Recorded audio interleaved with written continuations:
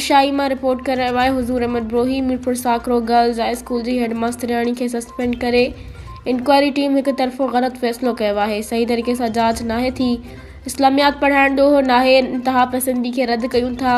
हेड मास्टरियाणी गुलनाज़ जोखियो सां इंसाफ़ कयो वञे। अहिड़नि ख़्यालनि जो इज़हार जुगशाही में PTI तालके ठटे जे अॻुवाणनि पारां जुगशाही प्रेस क्लब ते पहुची सहाफ़ियुनि सां ॻाल्हाईंदे कयो।